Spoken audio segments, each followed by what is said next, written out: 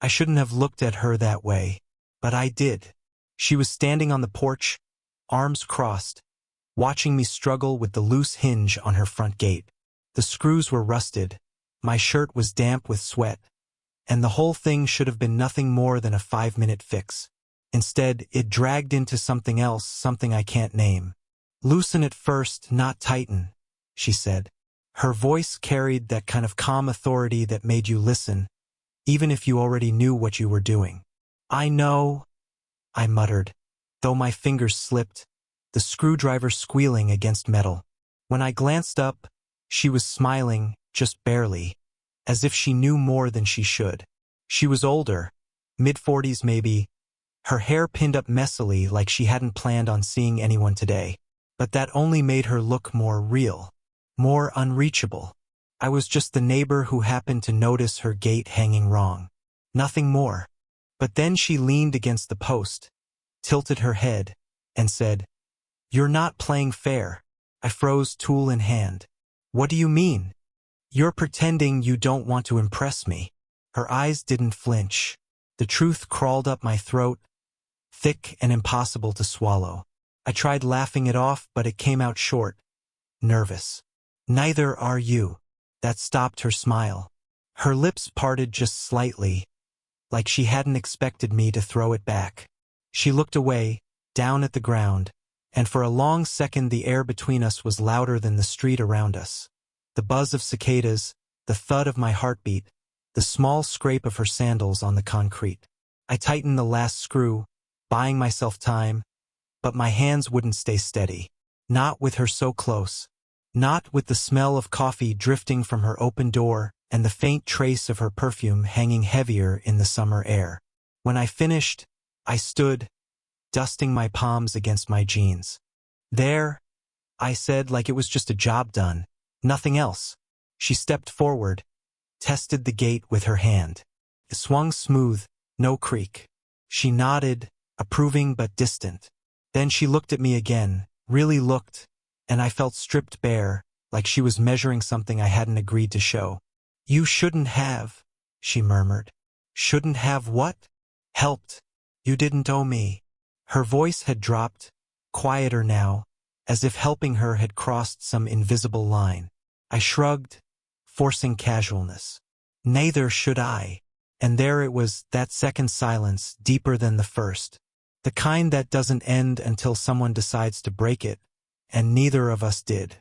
She stood a step too close, fingers resting on the gate, eyes lingering longer than neighbors are supposed to. My hand brushed against hers when I reached to close the latch, and she didn't pull away. That was the moment. The smallest contact, skin on skin, but it carried something heavier than either of us wanted to admit. She drew in a sharp breath, turned her head as if to say something, then stopped herself. The words hovered unsaid between us. I should have left, walked down the path, pretended it was just another favor for just another neighbor. But I didn't move. Neither did she. Her lips parted again, not in a smile this time, but in something caught between protest and invitation. And before either of us could decide which it was, she whispered, low enough I almost missed it, "I shouldn't be doing this." I swallowed hard, pulse loud in my ears. "Neither should I," I said, and the gate creaked shut behind us. Her words hung in the air long after they left her lips. I shouldn't be doing this. The gate had closed, but neither of us stepped back. I could feel the weight of it, like we had both crossed into something we weren't supposed to. She finally moved first, brushing her hand down the wooden post as if smoothing away a thought. "It's just complicated," she said. I wanted to ask what she meant. I wanted to know everything. Why she always looked tired around the eyes. Why her coffee mug had someone else's name on it scratched out with a marker. Why she sometimes left her porch light on all night. But instead, I just nodded, as if I understood. She caught my half-smile and sighed. A quiet sound. "You remind me you're too young to know when to walk away." That stung, though she hadn't meant it cruelly. "I'm not that young," I said. Her gaze lingered on me. Then she pushed the gate fully open, stepping aside. "Come in for water." You're sweating through your shirt. Inside, the house smelled like citrus cleaner and something faintly sweet. It was neat, almost too neat, like someone had tried to make it look lived in when really it wasn't. On the counter sat a single plate, a half-eaten slice of toast, and a phone turned face down. No rings, no photographs, just bare walls with small nails where something used to hang. I noticed. I couldn't help noticing. She poured water into a glass and slid it across the counter to me. You shouldn't be so helpful. People will take advantage. I don't mind, I said, fingers brushing the rim where hers had been. Her lips pressed together, thoughtful. That's the problem. Silence again. Too thick. Too loud. I drank, though my throat was already dry from something that had nothing to do with the heat. When she leaned against the counter across from me, I saw her shoulders relax just a little, like she'd finally stopped bracing. It's been months since... She stopped, then shook her head. Never mind. I set the glass down. Since what? Her eyes flicked to mine, searching, then darted away. Since I've had company that wasn't complicated. The words cracked something open in me. She was lonely, lonelier than she wanted anyone to know. And for the first time, she let me see it. I shifted closer, not enough to cross a line, but enough to feel the pull. Does this feel complicated? Her mouth curved, faint but tired. More than you realize. The clock on the wall ticked too loud. The air conditioner hummed, and my heart was beating in sync with neither. I thought of leaving. I thought of staying. Both felt dangerous. Then her hand reached out. Not bold, not careless, but hesitant. Her fingers brushed my forearm, light as static. Don't go yet, she said, and suddenly I couldn't. Her hand lingered on my arm longer than it should have. Not firm, not desperate, just enough to anchor me there. I swallowed, searching for something safe to say, but my voice caught before words could form. The air between us didn't feel like neighborly gratitude anymore. It felt charged, like we were standing too close to a storm. She must have felt it too because she drew back quickly, wrapping her arms around herself. Sorry, she said, eyes flicking toward the floor. For what? For making it harder than it needs to be. Her honesty startled me. Most people hide things, cover them with jokes or polite smiles. But she had said it outright, and now I couldn't pretend I hadn't heard. Before I could respond, her phone buzzed against the counter. The sound was sharp in the quiet room. She didn't move to answer it, just let it rattle and then fall silent. The screen lit up briefly, Mark, before going dark again. I tried to look away, but she noticed. Don't, she said softly, not in anger, more like exhaustion. It's not what you think. I didn't say anything. No, she murmured. But you thought it. The buzzing started again, insistent this time. She flipped the phone face down, pressing her palm against it like she could crush the noise into silence. Then she looked at me, her eyes raw in a way I hadn't seen before. I'm not free, she admitted. Not really, but I'm not taken either. It's complicated. The word struck me like an open door and a locked gate at the same time. I wanted to step through, but I also wanted to turn away before it was too late. I pushed my glass aside, as if the small act could distance me from her. But it didn't. Maybe I should go, I said, though every part of me hoped she'd stop me. She did. Don't. Her voice cracked, softer than before. And when she reached out again, her fingers brushed mine on the counter. An accident, maybe, but neither of us pulled away. That single touch burned hotter than anything I'd felt in months. I tried to breathe steady, to remind myself of every reason this was a mistake. She was older, my neighbor, still tangled in something unfinished with someone else. But her eyes stayed locked on mine, searching for an answer I wasn't sure I had. Then, as if the room itself betrayed us, a knock sounded at the door. Not loud, but enough to jolt us both back into our bodies. We froze. Her hand snapped back. Her breath quickened. I glanced at the door, then back at her. She pressed a finger to her lips, shaking her head once, silently begging me not to move. The knock came again, slow, deliberate.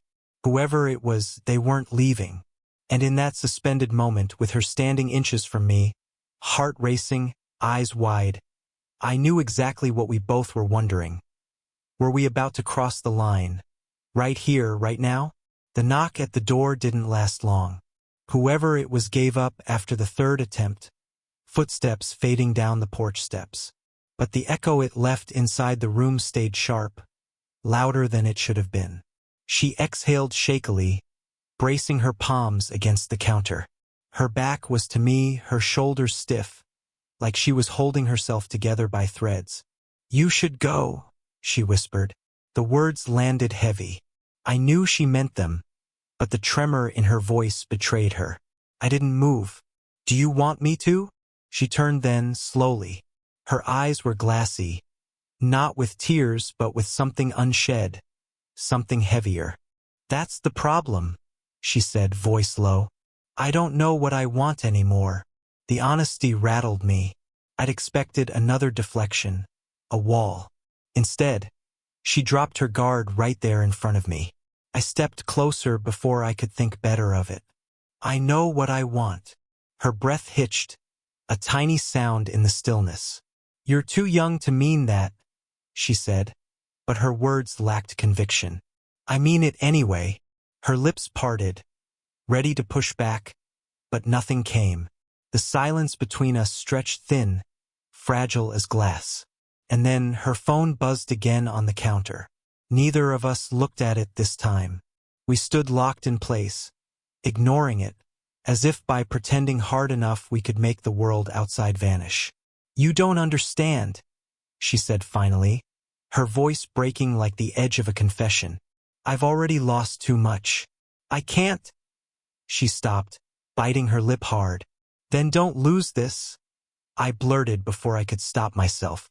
Her eyes widened, sharp with something raw, fear, want, maybe both. She shook her head, almost laughing without sound. "You don't know what you're asking." "Then tell me," I said, my voice firmer now. "Tell me why I should walk away when every part of me is telling me not to." Her chest rose and fell uneven, and for a moment she looked like she might finally tell me everything. But instead she just whispered, "Because I can't be the reason you regret something you don't even understand yet." The words cut deep, but they weren't rejection. They were protection, clumsy, desperate protection. I stepped closer still, close enough to see the faint tremble in her hands. "What if regret isn't what I feel?" That silenced her. She looked at me, really looked, as if seeing me for the first time without the labels. Neighbor, younger man, mistake waiting to happen. Her eyes softened, then hardened again, like she was fighting herself. And in the end, she didn't answer. The only thing left between us was a silence so charged it felt like lightning waiting to strike. I held her gaze, refusing to break it, until finally I asked the question that neither of us could run from anymore. "Do you want me to stop? Do you want me to stop?" The question still hung in the air when the silence broke. Not by her, not by me, but by the front door creaking open. I jerked my head toward it, pulse racing. She stiffened, her face draining of color. A man's voice called lightly, almost casual. "You left the porch light on again." Her eyes flew to mine, wide with panic. She mouthed one word, "Stay." I froze in place as the man stepped inside, keys jangling in his hand. He wasn't young, but not much older than me either, mid-30s maybe. He moved through the entryway like he belonged, like he'd done it 100 times. And in that instant, I understood what she hadn't said. Not just complicated, not just not free. This was him, Mark. She straightened, slipping past me quickly, forcing composure into her voice. "You should have called first." Mark shrugged, dropping his keys on the counter. "Didn't think I had to." His eyes swept the room, catching on me. "And who's this?" I swallowed hard, forcing a smile. "Neighbor. Just helped with the gate." His stare lingered too long. Then he chuckled, humorless. Gate's been broken for months. Funny you show up today. Her jaw tightened, but she said nothing. I wanted to leave, to get out before the air collapsed completely, but my feet stayed rooted. My heart was hammering, not just from being caught but from the way she avoided looking at him, the way her body angled slightly toward me instead of him. Mark grabbed the half-eaten toast from the counter and bit into it. I called. You didn't answer. Her shoulders stiffened. I was busy. Busy. He laughed through his mouthful, shaking his head. Yeah, I can see that. The humiliation should have burned, but instead it revealed something. He wasn't here for her. Not really. His words were careless, his tone dismissive, like she was already half gone to him. That's when I realized. The loneliness I'd seen in her house wasn't an accident. It was the shape he'd left her in, and I couldn't stop myself. She deserves better, I said quietly, more to myself than to him. Mark's head snapped toward me. What was that? The room went dead still. Her breath caught audibly. I should have backed down. I should have laughed it off. But her eyes, her startled, glassy eyes, held me in place. I said she deserves better. My voice was steady this time. Mark barked a laugh, shaking his head. And you think that's you? Kid, you have no idea. His words stung. But I didn't flinch. Because for the first time, she didn't look away. She was staring straight at me, like she wanted to memorize the exact second someone finally said it out loud. And when Mark stormed out of the kitchen, muttering under his breath, she stayed frozen, her gaze locked on mine. Her lips parted, trembling.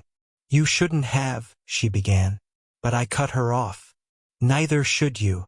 The silence after that wasn't empty.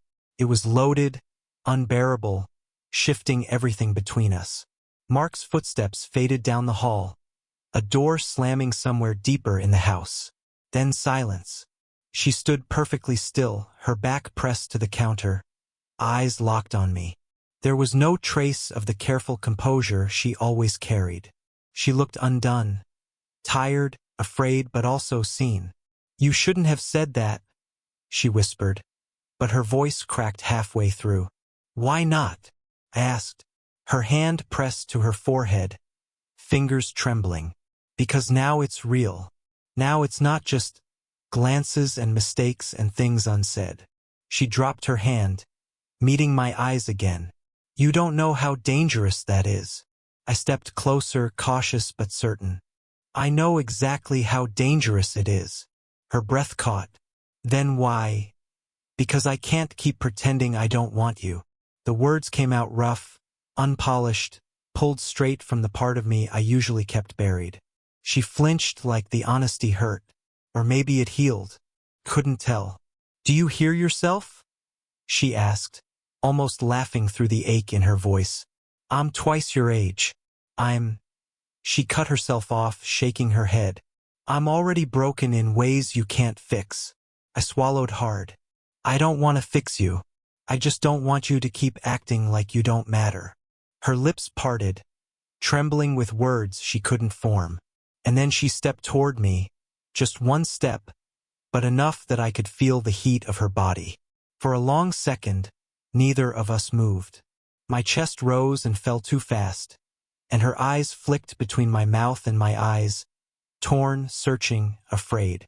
Finally, she whispered, If we do this, there's no going back. I should have stepped away. I should have given her the out she was begging for.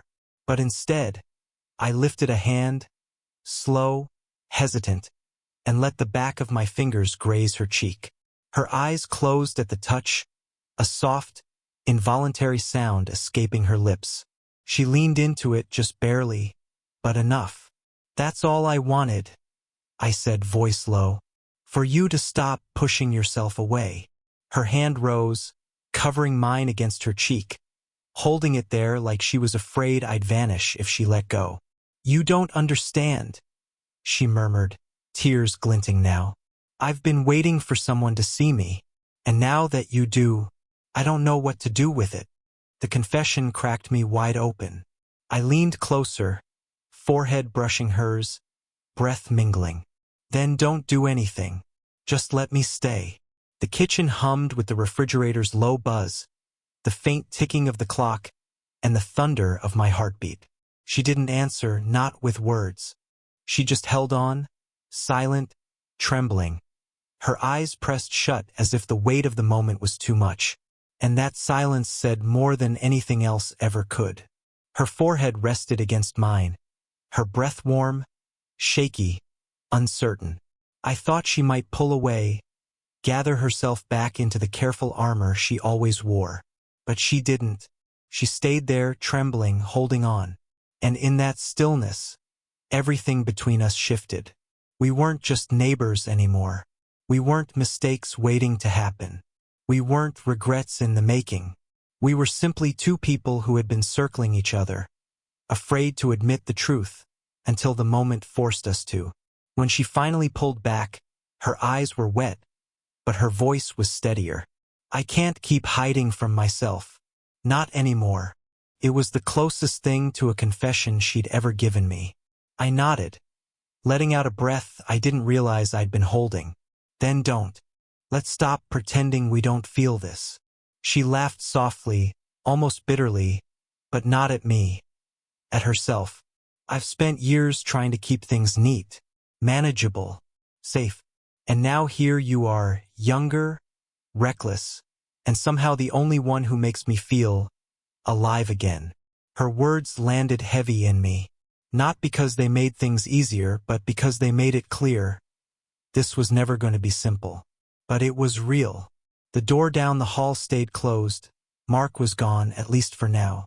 The threat of him, of what he represented, still lingered like a shadow. But it no longer scared me the way it had before. Because she wasn't looking at him. She was looking at me. I reached for her hand, slowly, giving her time to pull away. She didn't. Our fingers laced, hesitant at first, then firmer, as though both of us finally decided the risk was worth it. I don't know where this goes, she whispered. Neither do I admitted. But I'd rather find out than wonder forever. Her lips curved, small but real. You're too young to be this certain. I shook my head. No, I'm just old enough to know when something matters. That silence returned, the heavy one, but different this time. Not loaded with fear, but with possibility.